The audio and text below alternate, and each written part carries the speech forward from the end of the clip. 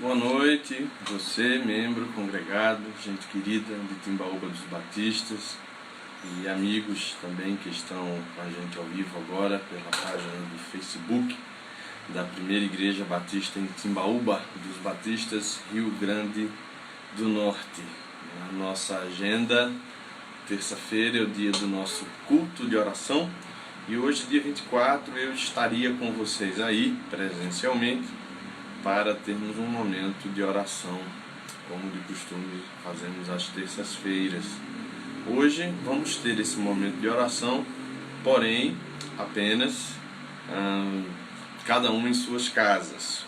Além disso, é claro, nós estamos unidos 3 vezes ao dia num lugar chamado oração, 6 da manhã, meio-dia e 8 da noite. Ou seja, daqui a pouquinho, quando a gente terminar essa transmissão, você vai ter oportunidade de compartilhar em casa com sua família, com algum amigo que porventura esteja com você, pedidos de oração, motivos de gratidão e orarem juntos uns pelos outros e pela nossa nação. Como você pode ver, eu estou na minha casa, na minha salinha de estudos, de trabalho, lugar onde eu passo boa parte do dia, quando estou preparando alguma mensagem, ou quando estou estudando para algum tema de estudo, enfim. Perdoe se a qualidade do áudio não ajudar ou se a gente tiver algum ruído externo que interrompa, porque realmente é pertinho da rua e há um trânsito que não está totalmente parado ainda que essa hora. Eu quero nessa noite falar com você sobre os cuidados da vida, sobre onde as pessoas depositam sua confiança e sobre a inutilidade das riquezas dessa vida. Mas antes da gente abrir o texto bíblico, eu quero convidar você para fechar os seus olhos, para nós termos uma palavra de oração. Vamos orar? Pai bondoso e querido, nessa noite eu me reúno com o teu povo, teus filhos e filhas da Primeira Igreja Batista em Timbaúba dos Batistas, como também com todos os nossos amigos, os que seguem nossa página do Facebook e que podem nessa noite com a gente celebrar ou que passando viram essa transmissão e decidiram ficar com a gente alguns instantes. Eu rogo, Senhor, que Tu estejas presente na vida de cada um deles, que o Teu Espírito Santo fale ao nosso coração. Eu rogo ainda, Pai, que pela Tua graça, pela Tua misericórdia e bondade, o Senhor continue nos dando livramento. E rogo por toda essa situação em que nós, os Teus filhos, a criação, o mundo, passa nesse momento, Pai. Olha por nós, Pai, tenha misericórdia de nós e nos dê a certeza de que nós temos a Tua mão sobre nós. Essa é a nossa oração, te pedindo, Pai, graça para estarmos juntos cultuando nesse momento, ainda que não congregados, mas no mesmo espírito, na mesma unidade, e presentes diante de Ti em adoração. Essa é a nossa oração, em nome de Jesus, Teu Filho. Amém. Deixa eu convidar você para abrir sua Bíblia comigo no Evangelho segundo Lucas, mas não necessariamente nos capítulos que nós lemos hoje. Hoje nós lemos os capítulos 5, 6, 7 e 8. Chegamos ao 8º capítulo do livro de Lucas hoje. Uma leitura valiosa que eu espero que você tenha acompanhado, que você tenha feito, mas eu quero convidar você para ir um pouquinho mais adiante. A gente vai para o capítulo 12 do Evangelho de Lucas. Ontem à noite, fazendo a leitura desse Evangelho, um pouquinho antes de dormir, eu me deparei com esse texto, que está no capítulo 12, ou seja, um capítulo que a gente vai ler amanhã, e que me chamou muito a atenção, porque me parece um texto muito apropriado para a gente fazer uma reflexão nessa noite acerca de as riquezas e das confianças, ou da confiança que nós temos e onde nós depositamos. Lucas 12, a partir do verso 13 até o verso 21. É um texto curto e muito conhecido. Diz assim, capítulo 12 do Evangelho de Lucas, e a partir do verso 13. Parábola do rico insensato. Alguém dentre a multidão lhe disse: Mestre, diz a meu irmão que reparta comigo a herança. Mas ele, Jesus, respondeu: Homem, quem me constituiu juiz ou intermediário entre vocês? E virou-se para o povo Jesus e disse: cuidado, evitai todo tipo de cobiça, pois a vida do homem não consiste na grande quantidade de coisas que ele possui. Então lhes propôs Jesus uma parábola, dizendo: o campo de um homem, o sítio de um homem rico, havia produzido com muita fartura. E ele pensava consigo mesmo: o que farei, pois não tenho onde guardar o que colhi? Então disse: vou fazer isto: derrubarei os meus celeiros e edificarei outros maiores, e neles colocarei todo o meu cereal e os meus bens. Então direi a mim mesmo: armazenaste muitos bens para vários anos. Descansa, come, bebe, alegra-te. Mas Deus lhe disse: insensato, ou em algumas versões, louco, esta noite te pedirão a tua vida, e o que tens preparado, para quem será? Jesus conclui dizendo: assim é aquele que ajunta tesouros para si, mas não é rico de Deus. Coisas de transmissão ao vivo. Acabei tropeçando aqui no suporte e derrubando. Lido o texto, passado o susto desse voo do aparelho e sabendo que a gente ainda está junto, deixa eu comentar com você algumas coisas importantes sobre esse texto. Primeiro, eu vou brincar um pouquinho com você, dizendo o seguinte: parece que esse texto previa que era muito interessante ficar em casa, porque o homem vai dizer: fica calmo, descansa, come, bebe, alegra-te, ajunta no teu celeiro e fica confinado. Mas claro, não era essa a intenção do texto. Esse texto talvez pareça não fazer muito sentido para muitos de nós, porque nós não possuímos tantas riquezas. E o texto fala de um homem rico, dono de uma propriedade, que havia tido uma colheita muito boa, que havia ajuntado para si uma grande quantidade de cereal e de outros bens, fruto da sua colheita, nas relações de venda, de compra, de troca. Ele estava muito bem abastecido. E ele diz para si mesmo: bem fizeste, né? Juntaste bem, descansa. Mas note que a questão toda e a proposta dessa parábola é feita em cima de uma condição ou de um acontecimento real. Um homem no meio da multidão fala para Jesus, talvez até de uma certa distância, talvez à vista de algumas testemunhas locais, alguns vizinhos e alguns amigos, que poderiam servir de testemunha. Eu não arriscaria dizer que o irmão dele estava próximo ou presente à situação, mas essa talvez seja uma possibilidade com a qual a gente possa caminhar também, já que o texto não deixa isso muito claro. O fato é que havia uma multidão e um homem grita: Senhor, diz ao meu irmão que reparta a herança comigo. Verso 13. Qual era o valor dessa herança? Qual era o tamanho? O texto também não vai muito fundo nisso. O que a gente sabe é que, provavelmente, dado o costume da época, aquele homem não era o primogênito, eventualmente, não era aquele dignatário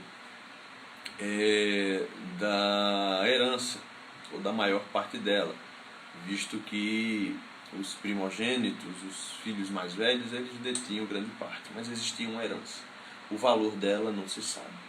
E aí a gente tem dois pontos de vista. O primeiro ponto de vista é o ponto de vista de alguém que se viu injustiçado por não receber uma herança.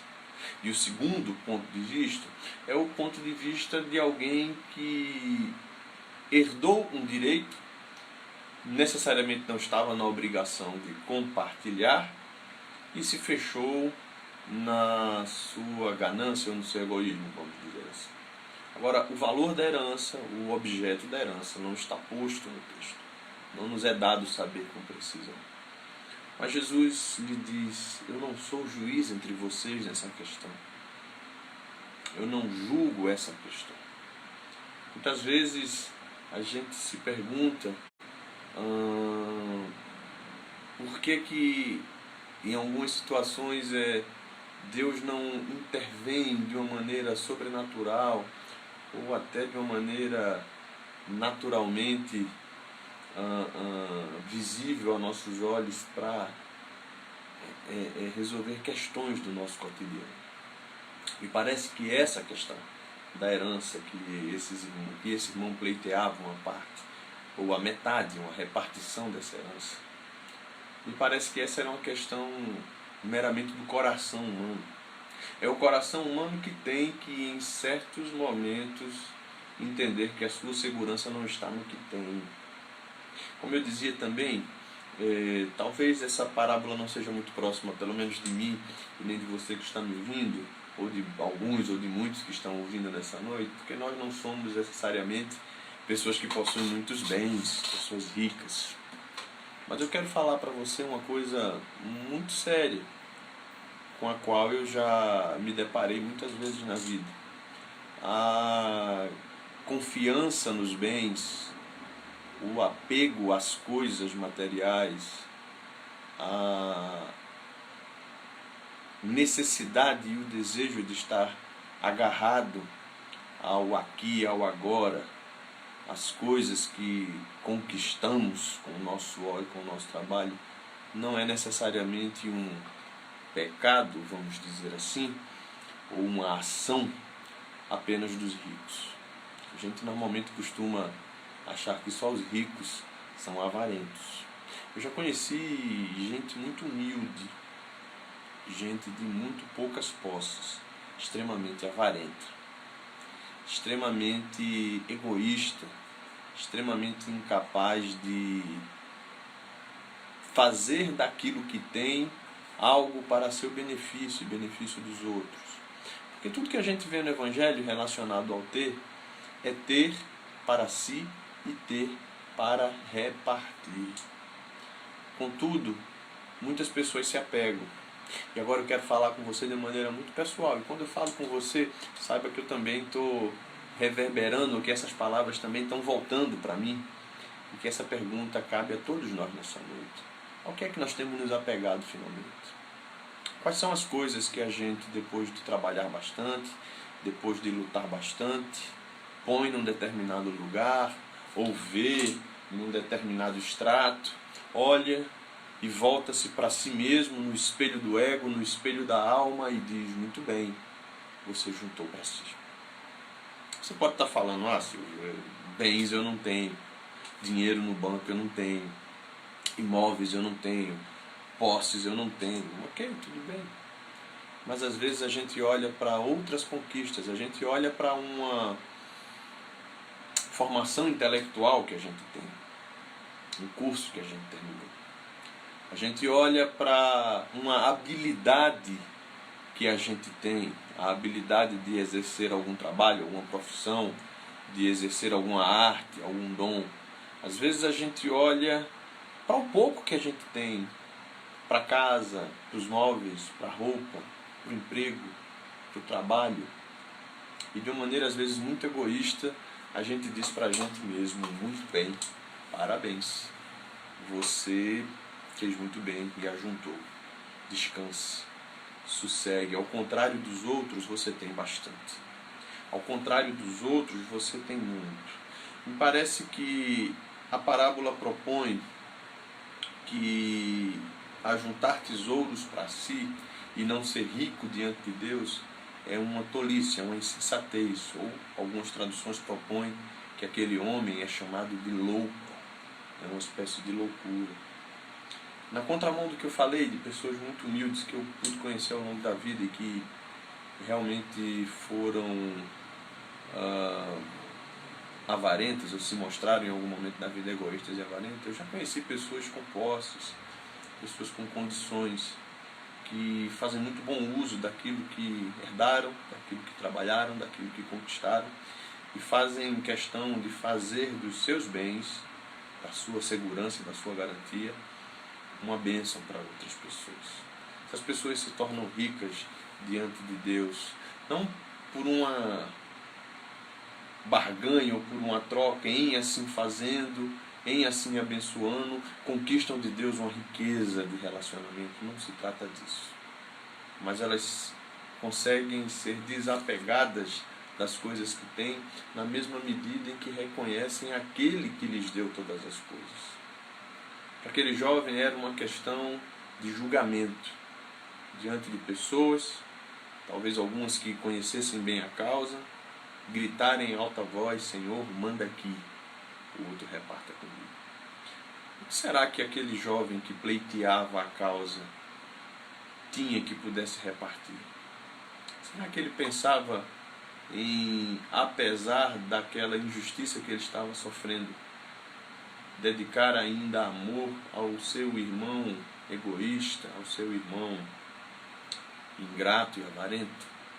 Será que nas situações da vida muitas vezes nós não nos apegamos muito ao que nós temos, ou ao que nós conquistamos, ou a quem nós somos, ou a imagem que nós temos de nós mesmos?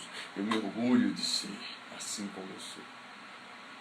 Me parece que isso se aproxima muito do discurso do capítulo 18 do Evangelho de Lucas, do fariseu, que bate no peito e diz: obrigado, Senhor, porque eu sou bom. Eu faço determinadas coisas e não sou como os outros homens. Isso é um tipo de ajuntamento para si mesmo, que também é tolo, que também é inútil. Eu quero nessa noite falar para você que a mesma palavra que vem para aquele homem da parábola, a quem o texto chama de insensato louco, essa mesma palavra toma de assalto hoje o mundo. As grandes potências olham para suas reservas de metais preciosos, de dinheiro, e tudo quanto eles ajuntavam como riquezas, e diziam: somos uma grande potência, um grande país porque temos isso, e vem que tudo aquilo agora é uma grande loucura. Governos estão comprando os títulos que eles venderam para as pessoas para poder de alguma forma colocar dinheiro na economia, porque se a economia não gira, os governos quebram.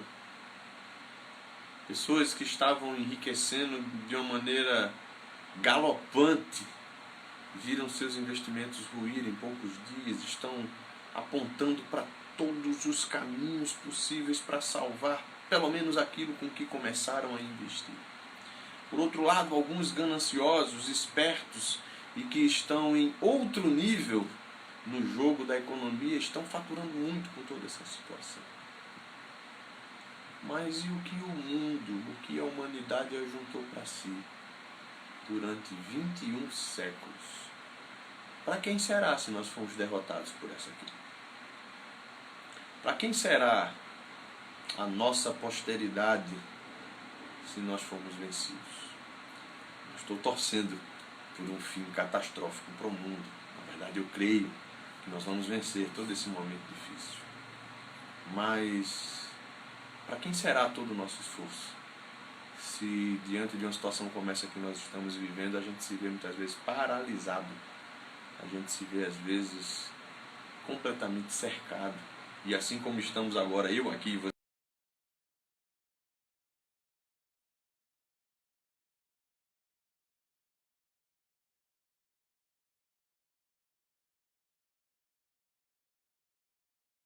qual a herança que a Igreja de Jesus vai deixar para as próximas gerações, se ela se deixar vencer agora? Se ela não entender que esse é o tempo de orar mais ainda, ou me perdoem ter que falar isso, mas para alguns começar a entender o valor da oração, né, gente? Se essa igreja não voltar para a Escritura, ou não começar a ler a Escritura, infelizmente para alguns esse tem sido um momento de começar a descobrir as Escrituras. Qual será o nosso legado?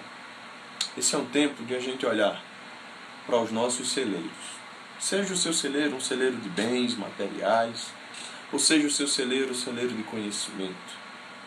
E começar a dizer: Senhor, todas essas coisas que nós juntamos, todas essas coisas que nós temos, só são de alguma utilidade, de algum valor, se elas apontarem para Ti. Se elas apontarem para uma riqueza que está para além do que a gente tem aqui. Se elas apontarem para uma riqueza que seja em ti. Portanto, nessa noite, enquanto falamos aqui juntos, eu quero convidar você a entender e a abraçar um tipo de riqueza que não pode ser tomada. Não pode ser tomada por nenhuma pandemia, por nenhuma crise econômica, por nenhum isolamento, por nenhuma forma de retenção ou por nenhuma visitação inesperada como essa que nós estamos passando. A riqueza em Deus. A riqueza que não pleiteia diante de Deus as questões daqui, que aqui vão ficar. A riqueza que não pleiteia de Deus uma parte numa herança corruptível, material, que ali na frente vai se acabar.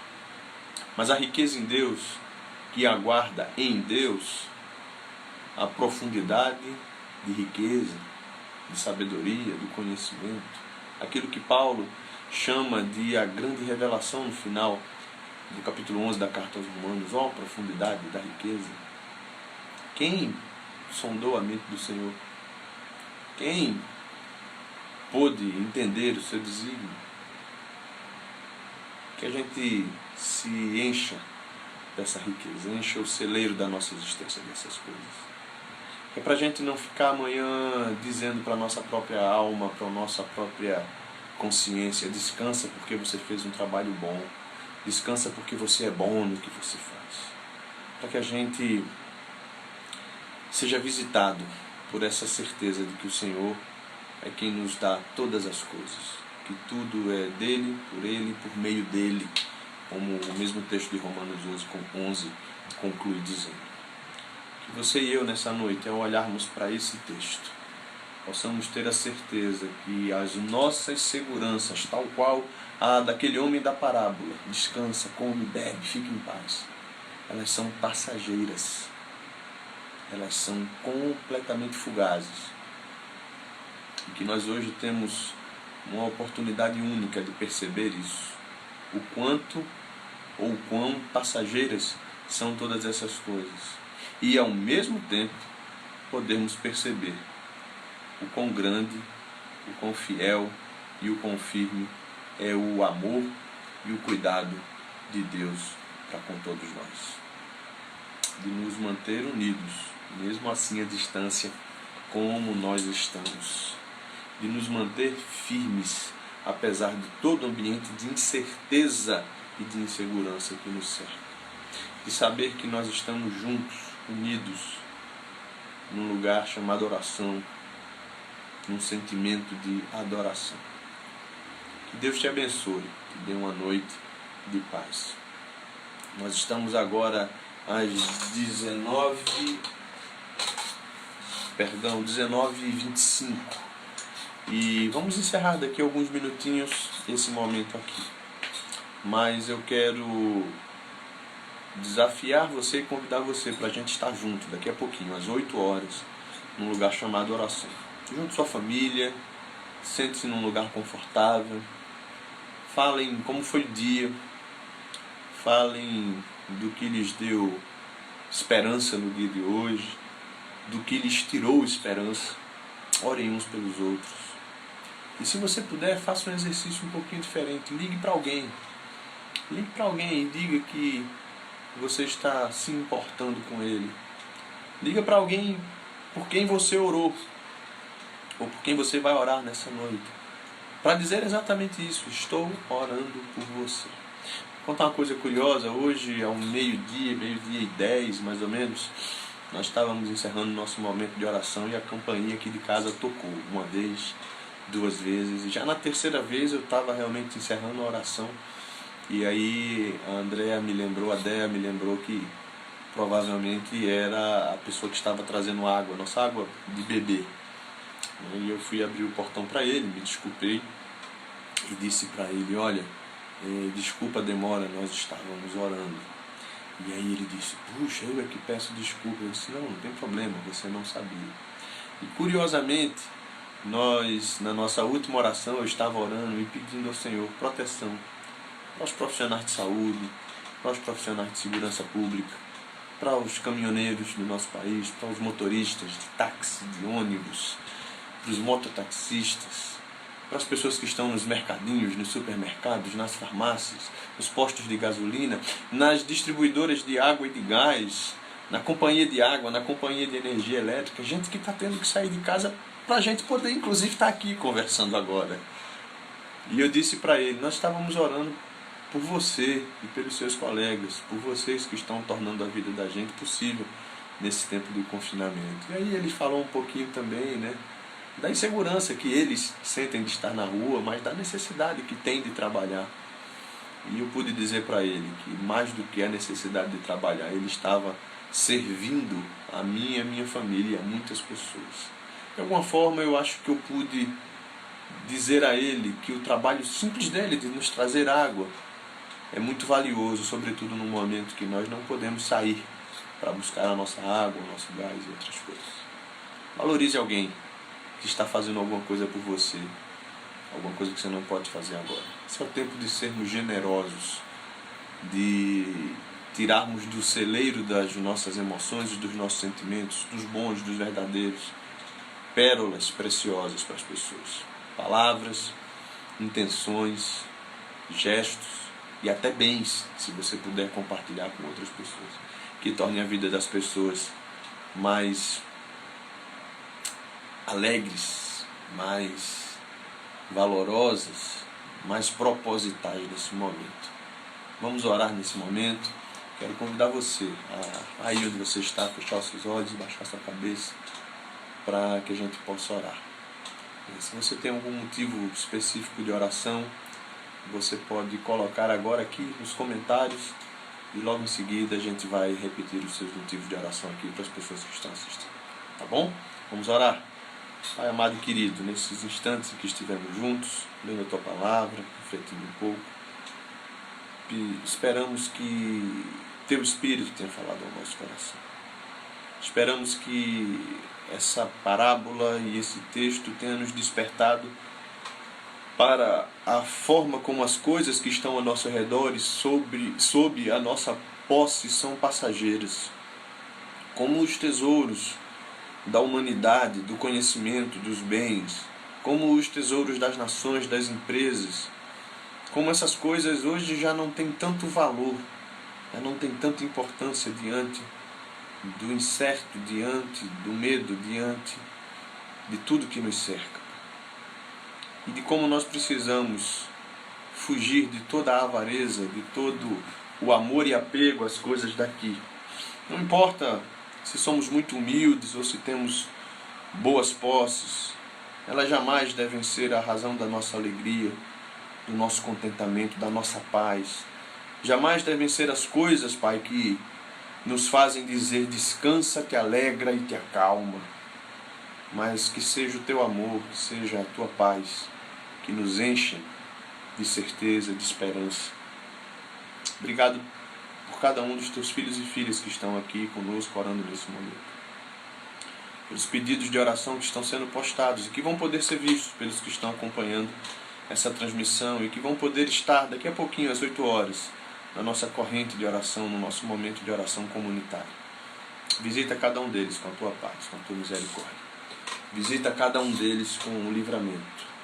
Oramos pelos profissionais de saúde, pelos profissionais dos serviços essenciais, pelos que transitam pelas ruas, trazendo mercadorias, levando mercadorias, pelos que fazem os serviços mais simples, pelos que coletam o lixo urbano, Pai, que estão fazendo o seu trabalho, se pondo em situação de risco, por muitos que eles nem conhecem. Que muito mais do que orar ao vê-los, a nossa palavra seja obrigado, a nossa palavra seja enriquecê-los pelo valor que eles sempre tiveram, mas que agora nos salta aos olhos. Obrigado pelo irmão e pela irmã que está comigo aqui. Obrigado pelo nosso lar. Obrigado pelo pão de cada dia. Obrigado por essa ferramenta que nos torna próximos em tempos de afastamento. E nos dê, Pai, uma noite tranquila. Esse é o nosso pedido, em nome de Jesus. Amém. Que Deus abençoe você. Que Deus abençoe a sua vida. Irmã Maria, vamos orar por você para que essa tosse, febre, dores no corpo e náuseas passem. Vamos orar por todos que estão aqui nos fazendo pedidos, orar porque estão ansiosos com essa situação, como a irmã Raíla nos propõe. Vamos orar pela casa da irmã Joseilma, por seus filhos. Que Deus abençoe você, minha irmã, você, Yasmin, também o seu filho. Que vocês sintam o abraço do Senhor nesse tempo. Que vocês tenham tempo de estar juntos. Que vocês tenham tempo de dividirem oração, palavras, compreensão e amor mútuo. Oramos pela vida de todos aqueles que estão juntos. Oramos aqui pelo Anderson, que entrou aqui agora. Fortalecimento por tudo isso que estamos passando. Irmã Ilma nos pede, sim, irmã Ilma, que o Senhor nos fortaleça. Que a irmã se sinta fortalecida no Senhor. Que a sua família seja profundamente abençoada. Dá um abração no Danilo aí. Que Deus abençoe a todos. Juscelino, que eu vi que entrou aqui na transmissão. Irmã Bernadette, lá de Abreu Lima, de Pernambuco. Berna, um grande beijo para você. Recebi sua mensagem aqui, daqui a pouco respondo e vou transmitir o beijo para a Dea e para as meninas. Fábia Andréa, nossa Dea, daí de Timbaúba, pelos que estão doentes com coronavírus. Vamos orar, meus irmãos. Eu tive uma notícia muito boa hoje de um amigo lá. Pernambuco já registra 5 casos de pessoas completamente curadas, que tiveram casos confirmados, foram hospitalizadas ou se trataram de casos que estão completamente curadas. Deus seja louvado. Muitas pessoas que vão passar por isso vão passar sem sequelas, sem maiores danos. Orar, sim, Juninho, muito bem lembrado, orar pela família de Mateus, eles que sepultaram na última sexta-feira o Guto, orar pelo seu pai, seu Gutenberg, orar por aquela família que está enlutada. Orar por todos nós, sim, irmã Eliagna, vamos orar sim por todas as nossas famílias. Esses pedidos vão estar aí nos comentários abaixo do vídeo que vai ficar na nossa página logo após essa transmissão ao vivo. Então você pode visitar, rolar ali pelos comentários e ainda hoje, daqui a pouquinho, às 8 horas, daqui a 30 minutinhos, orar por esses que estão também colocando pedidos específicos de oração. Meu desejo de coração é que você tenha realmente uma noite tranquila, que você celebre em família daqui a pouquinho às 8 horas. Amanhã eu vou transmitir uma live da página da PIB de Caicó, que seria, né, o nosso culto presencial de oração, vai ser o nosso culto virtual às 7h30. Amanhã eu entro na página da PIB Caicó e amanhã vamos ter o nosso horário, às 8 horas em ponto, vamos estar ao vivo orando juntos, eu daqui da minha casa, vocês daí da casa de vocês. E quinta-feira, PIB de Timbaúba tem o seu estudo bíblico, que vai ser ministrado, acredito que é o irmão Wilk, se eu não estiver enganado, na quinta-feira ele vai estar ministrando esse estudo bíblico também de maneira online para todos nós. Que Deus abençoe você, meu irmão, minha irmã, que Deus abençoe sua família, sua casa, que você tenha uma noite de paz. Obrigado a todos que estiveram juntos aqui nesses minutinhos de transmissão ao vivo. Um grande abraço, fique com Deus e obrigado. É bom saber, Wilk, que vocês estão orando também por mim aqui. Orem por mim, orem especialmente pela minha avó e a avó de Dea. São 2 senhorinhas com 91 anos que estão cercadinhas de todo cuidado, mas que têm assim sido alvo da nossa oração, da nossa atenção e cuidado, juntamente com nossos pais também. Que Deus abençoe.